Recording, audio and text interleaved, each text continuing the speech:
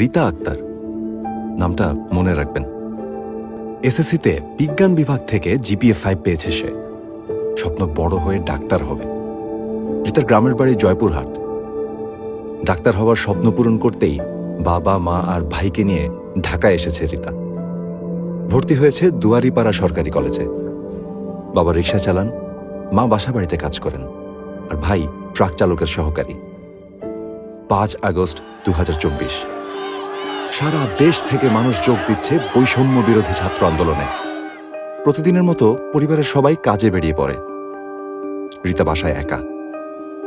হুট করে রীতার বান্ধবী ফোন দিল, মিছিলে যেতে বলল। রীতাও কিছু না ভেবেই বেরিয়ে পড়ল বাসা থেকে। সকাল 11:30। মিরপুর 2-এর ওভারব্রিজের নিচে মিছিল করছে শিক্ষার্থীরা।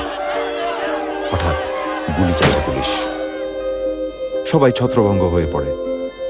সন্ধ্যা হয়ে গেলেও রীতা বাসায় ফেরেনি দেখে আশেপাশে খোঁজ করতে থাকে রীতার পরিবার। রাত 10:30টার দিকে শহীদ সোহরাওয়ার্দী হাসপাতালে মেয়ের লাশ খুঁজে পান রীতার বাবা মা। রীতার মাথায় গুলি লেগেছিল। তার মৃত্যু হয়েছিল সাথে সাথেই। বাবা শোকে পাথর হয়ে গেছেন। মা মেয়ের জামা বুকে নিয়ে এখনো কান্না করেন। যে স্বপ্ন পূরণ করতে পরিবারের সবাই ঢাকায় এসেছিলেন, সে স্বপ্ন শেষ হয়ে গেছে চিরদিনের জন্য। রীতা আক্তার, শহীদ রীতা আক্তার, নামটা মনে রাখবেন। মনে রাখবেন জুলাই বিপ্লবে নিহত এমন সকল শহীদদের।